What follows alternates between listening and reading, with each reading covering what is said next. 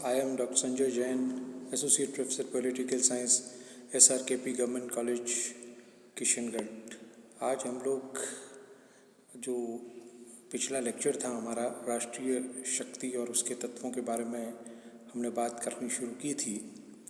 तो जो मेरा पहले वाला वीडियो था, पहले वाला जो हमने लेक्चर शेयर किया था मैंने आप लोगों के साथ में, तो उसमें राष्ट्रीय शक्ति के हमने भौतिक तत्वों के बारे में बात की थी और हमने राष्ट्रीय शक्ति के को एक कॉन्सेप्ट के रूप में देख लिया था कि राष्ट्रीय शक्ति क्या है और उसके कौन कौन से तत्व हैं। तो हमने तत्वों के बारे में जब बात की थी तो भौतिक और अभौतिक तत्वों के बारे में हमने बताया था। आज हम बात करेंगे अभौतिक तत्वों के बारे में।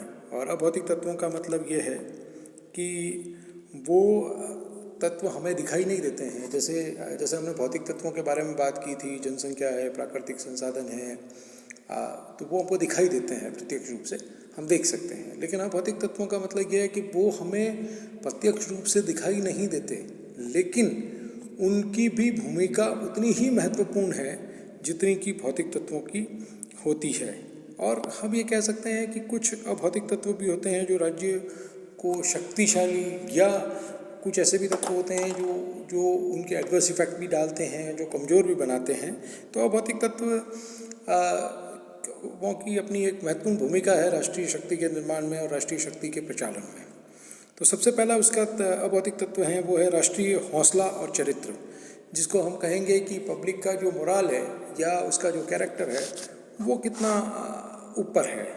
तो अगर किसी देश के लोग बहुत ज़्यादा जागरूक हैं, देशभक्त हैं, समझदार हैं, उत्साही व उद्यमी हैं, तो वह देश शक्तिशाली होगा और उस देश की वर्ल्ड पॉलिटिक्स में स्थिति बड़ी शक्तिशाली होगी। लेकिन इसके विपरीत यदि राष्ट्रीय चरित्र का अभाव है तो वो देश शक्तिशाली नहीं होगा। पश्चिमी एशिया और अफ्रीका के अनेक देशों की निर्बलता का कारण है कि वहाँ पर राष्ट्रीय चरित्र की कमी है। लोग अपने देश के लिए ज़्यादा नहीं सोचते हैं, आलसी हैं, साहसी नहीं हैं। और अगर हम कहें कि वो मतलब अपने देश के बारे में कुछ पॉजिटिव सोच नहीं सकते। इसके उलट अगर हम जापान को अगर हम देखें तो जापान में हमें नेशनल कैरेक्टर का बहुत ही बड़ा, उनका जो नेशनल कैरेक्टर है उसकी ध्वनि हमको दिखाई देती है, या राष्ट्रीय चरित्र उनमें दिखाई देता है। इराक ने 1990 में कुछ ही घंटों में कुवैत पे कब्जा कर लिया, लेकिन उसका कुवैत विरोध नहीं कर पाया। नाइजीरिया, सोमालिया और अफगानिस्तान में देशों में गृह युद्ध की स्थिति चल रही है, जबकि अगर हम देखें कि ब्रिटेन और जापान जैसे छोटे देशों ने राष्ट्रीय चरित्र के बल पर अपना विश्व राजनीति में या विश्व में अपना एक अलग स्थान बनाया। और हम देखें कि नेशनल कैरेक्टर के दम पे ब्रिटेन ने अपना बहुत बड़ा साम्राज्य स्थापित किया। द्वितीय विश्व युद्ध में हम देखें कि इंग्लैंड या ब्रिटेन पराजय के कगार पर पहुंच चुका था, लेकिन राष्ट्रीय मनोबल और चरित्र के कारण बच गया। और इसके बारे में विंस्टन चर्चिल ने कहा था कि मेरे देशवासी शत्रुओं के सामने घुटने टेकना नहीं जानते। तो इसका मतलब ये है कि आप ये देखेंगे कि कहीं ना कहीं अगर आपके अंदर, लोगों के अंदर हौसला है, कैरेक्टर है, नेशनल कैरेक्टर जिसको हम बोलते हैं, तो उस देश की स्थिति अंतर्राष्ट्रीय परिस्थिति में बहुत ही ज़्यादा अच्छी होगी। ये बात हम रशिया के बारे में भी कह सकते हैं, और हम ये चीज़ भारत के बारे में भी कह सकते हैं कि उनका हौसला इतना बुलंद रहता है। जब किसी देश के सामने वो खड़े हो जाते हैं या राष्ट्रीय संकट आता है, तो हम लोगों का हौसला या भारत के लोगों का हौसला भी बहुत ज़्यादा बुलंद होता है। दूसरा है नेतृत्व। अगर नेतृत्व की जहाँ तक बात है तो ये कोई, हम देखेंगे कि राष्ट्रीय चरित्र और हौसला ये तो थोड़ा स्थायी कैरेक्टर आ जाता है। हर समय देश को अच्छा नेतृत्व प्राप्त हो ये कोई आवश्यक नहीं है। और ऐसे ही हम लोग देखते हैं कि जब किसी देश में सुकौशल व सुयोग्य नेता होते हैं वो राज्य को शक्तिशाली बना देते हैं। और जैसे पहले विश्व युद्ध में राष्ट्रपति वुड्रो विल्सन अमेरिका के राष्ट्रपति थे, और सेकेंड वर्ल्ड वॉर के टाइम में अमेरिका वॉज इनफ फॉर्चुनेट के दोनों बार उसके पास इतने अच्छे राष्ट्रपति रहे। और सेकेंड वर्ल्ड वॉर में जो राष्ट्रपति थे यूएस के, वो थे फ्रैंकलिन डेलानो रूजवेल्ट। और उनके बुद्धिमान नेतृत्व के कारण ही आप देखते हैं कि दोनों विश्व युद्धों में अमेरिका की एक बहुत अच्छी स्थिति में अमेरिका आ गया। और इनफैक्ट दूसरे सेकंड वर्ल्ड वॉर के बाद में, द्वितीय विश्व युद्ध के बाद में, तो अमेरिका एक महाशक्ति बन के उभरा। उसी समय आप देखेंगे कि स्टालिन ने जिस तरीके का नेतृत्व दिया सेकंड वर्ल्ड वॉर में, आप देखते हैं कि सोवियत संघ भी एक महाशक्ति बनकर उभरा। और इसके अलावा ब्रिटेन में हम देखते हैं तो विंस्टन चर्चिल ने एक युद्ध के समय में बहुत शानदार नेतृत्व दिया ब्रिटेन को, जिससे कि ऑलमोस्ट हारा हुआ युद्ध यूएस ने जीत लिया। लेकिन आप देखेंगे कि ज़रूरी नहीं है कि कई बार अगर नेतृत्व अच्छा नहीं है तो वो कई बड़ा नेता गलत काम करके भी देश को नष्ट कर सकते हैं। जैसे बिस्मार्क ने इतना बड़ा जर्मन साम्राज्य खड़ा किया, लेकिन हिटलर की गलत नीतियों के कारण उनको नुकसान उठाना पड़ा। और आप देखते हैं कि हमारे जो पड़ोसी देश हैं पाकिस्तान, वहाँ पर भी जो लगातार अच्छा नेतृत्व नहीं होने के कारण उनकी स्थिति अच्छी नहीं है विश्व पटल पर। तो ये कई सारे कारण होते हैं कि नेतृत्व कैसा होगा और वो किस तरीके संकट के समय में वो किस तरीके से भूमिका निभाएगा या सामान्य परिस्थितियों में किस तरीके की भूमिका निभाएगा। इन सभी चीज़ों के ऊपर किसी देश की राष्ट्रीय शक्ति बहुत डिपेंड करती है। अगर नेतृत्व अच्छा है तो आप देखेंगे कि उस देश की राष्ट्रीय शक्ति में वृद्धि होती है। इसका बढ़िया उदाहरण है जब फ्रैंकलिन डेलिनो रूजवेल्ट की जब डेथ हुई 1945 में, तो इमीडिएट राष्ट्रपति बने राष्ट्रपति ट्रूमैन, हैरी एस ट्रूमैन, जो वाइस प्रेसिडेंट थे अमेरिका के। लेकिन आप देखेंगे कि पूरी की पूरी अमेरिका की जो शीत युद्ध की विदेश नीति है वो उनके नेतृत्व में तैयार की गई। और लगभग आने वाले 40 सालों तक, 40-45 सालों तक अमेरिका ने ऑलमोस्ट उसी नीति को फॉलो किया सोवियत संघ के विरुद्ध। और अल्टीमेटली हम देखते हैं कि सोवियत संघ का पतन हुआ और शीत युद्ध में विजय अमेरिका की हुई। तीसरा पॉइंट है कूटनीति। दूसरे देशों से बातचीत करके अपनी विदेश नीति को सफल रूप से लागू करना कूटनीति कहलाती है। अनेक कूटनीतिज्ञों ने ऐसे काम किए जिससे देश की स्थिति बहुत सुधरी।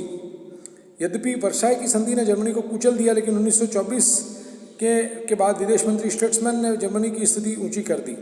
यही काम फ्रांस के विदेश मंत्री ब्रियान ने किया। अमेरिका वियतनाम की लड़ाई में उलझ गया, लेकिन किसिंजर ने चाइना का गेट खोलकर कारगर विकल्प निकाल दिया। ब्रेजिंस्की, मोल्टोव और प्रोमाइको जैसे कूटनीतिज्ञों ने सोवियत संघ की विदेश नीति को सफल बनाया। भारत के कृष्णा मेनन की गिनती भी सफल कूटनीतिज्ञों में होती है, जिन्होंने सुरक्षा परिषद में कश्मीर के मामले में पाकिस्तान को परास्त किया। लेकिन ये भी हो सकता है कि कोई अकुशल राजनीतिज्ञ अपने देश का विनाश कर जाए, जैसे ददालियन ने फ्रांस का और भुट्टो ने पाकिस्तान का किया। नेक्स्ट है विदेशी गुट। विदेशी गुट में हम देखते हैं कि रहने वाले विदेशी लोगों के या विदेशी लोगों से सहानुभूति रखने वाले देशी लोगों के ऐसे गुट होते हैं जिसमें उस राज्य को सबल या निर्बल बनाने की अपनी भूमिका निभाते हैं।